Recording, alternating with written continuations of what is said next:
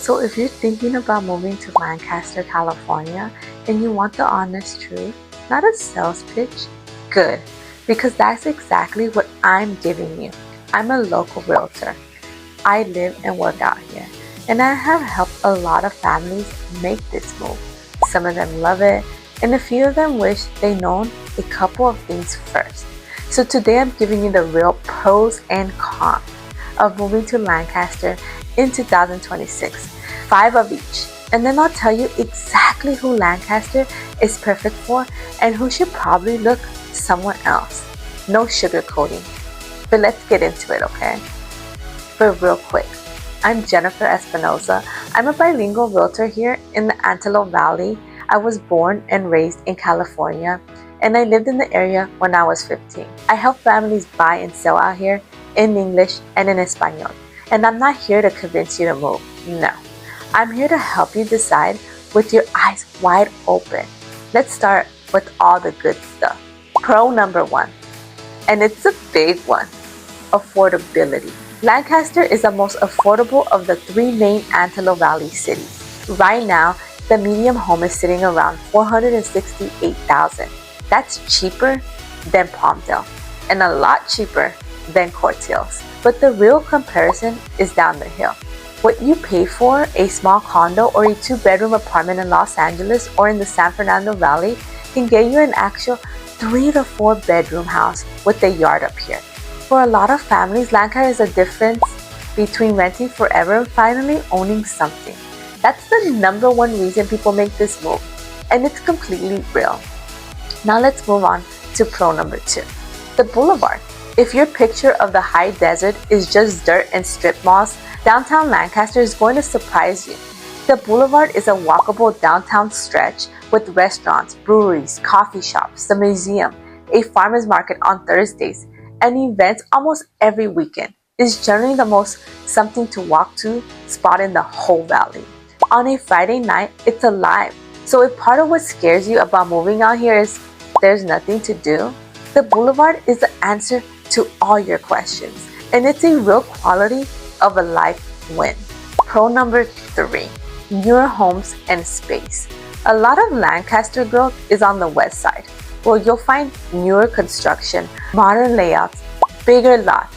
That's fresh built feel, often at a price that would be impossible closer to LA. And even the established neighborhoods give you something most transplants are starving for, which is space. A yard, a garage, room for the kids, room for the dog, room to breathe. That backyard can actually afford. For a lot of my buyers, that is the reason they moved up here. Just heads up, some of these newer communities come with a special tax called Mello-Roos, and I'll flag that again in the cons. So just keep that in mind. Now let's move on to pro number 4, and this one is about timing. Right now, it's a buyer-friendly market than it's been in a while. Homes in Lancaster are taking around 6 or 7 weeks to sell instead of flying off market in days, and prices have softened a little over the past year. What does that mean for you? Is leverage, room to negotiate, room to ask the seller to help with your closing costs, room to not get bullied into a bidding war. A couple of years ago, you were fighting 10 other offers. Today you can actually breathe and make a smart offer. That window actually matters. Pro number 5, the community. This one's harder to put a number on, but it's real.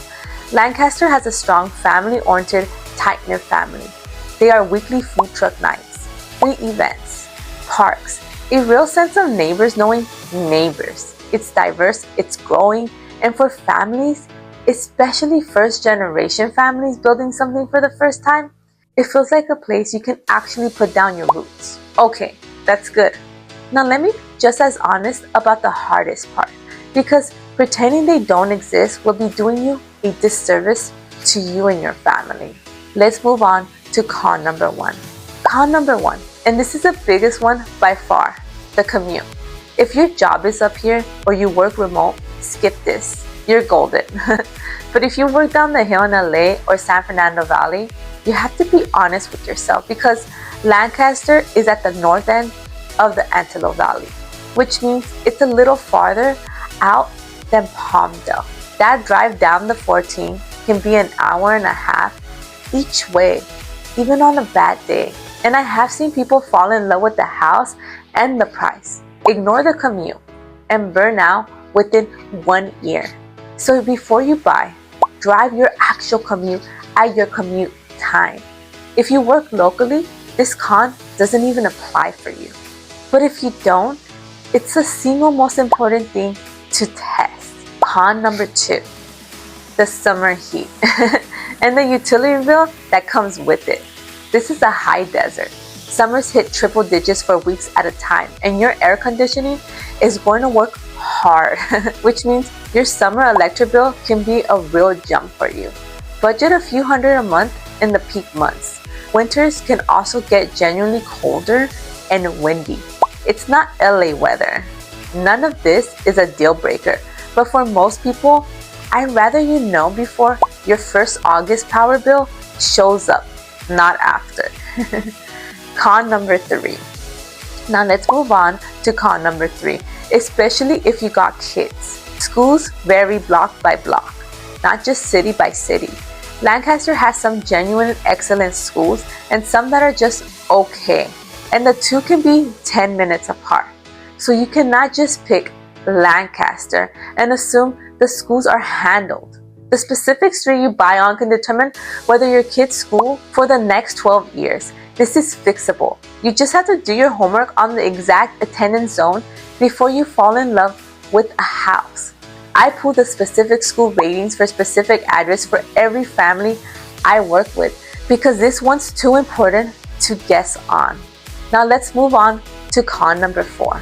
Con number 4, it's spread out. It's a car dependent, and watch for Mello-Roos. Outside of the boulevard, Lancaster is a drive everywhere kind of place. You're getting in the car for basically everything. So if you're coming from somewhere walkable, that's an adjustment. And that Mello-Roos I mentioned, in a lot of the newer communities, there's a special tax that can add $100 to $500 a month on top of your regular property tax. And it does not show up on the Zillow payment estimate. So a house that looks affordable can quietly cost more. Always ask about Mello-Roos before you sign anything, always. Con number 5, not all areas are equal. Now let's move on to con number 5 because not of all Lancaster is the same, and the reputation gets painted with one brush unfairly. Like any city, there are areas that are stronger fit and areas to be more thoughtful about. It varies by the pocket, by the street. The west side tends to be newer, but good area really comes down to that specific neighborhood, not a side of town. Don't judge Lancaster by a headline or a stereotype, and don't judge it by one street either. Come see the actual neighborhoods. They're more different for each other than you actually think it is. So who is Lancaster actually perfect for?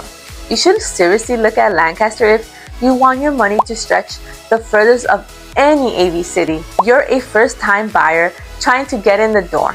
You work locally or remote, or you want a newer construction in a real downtown. Who should probably look elsewhere? If you got a long daily commute down the hill and you'll be miserable driving, Palmdale might have shaved off some of that drive for you. Or the move might not be the right fit for you at all. But real quick, the Reyes family came to me renting a cramped apartment in the valley, priced out of everything. They both work remote, so the commute con didn't apply to them at all. They bought a 4-bedroom on Lancaster's west side for less than their friends paid for a condo down the hill, and they got a yard for the first time in their lives.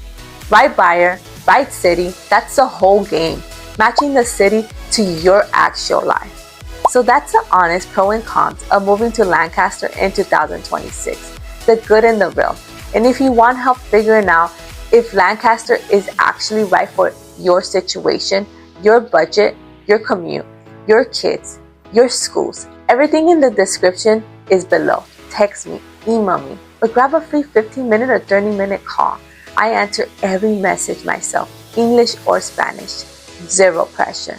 And I'll tell you honestly if I think a different city fits you better. If this has helped you, subscribe to my channel. I do the honest local truth every week. Soy Jennifer Espinoza y tu casa sí es posible. And I'll see you on the next one.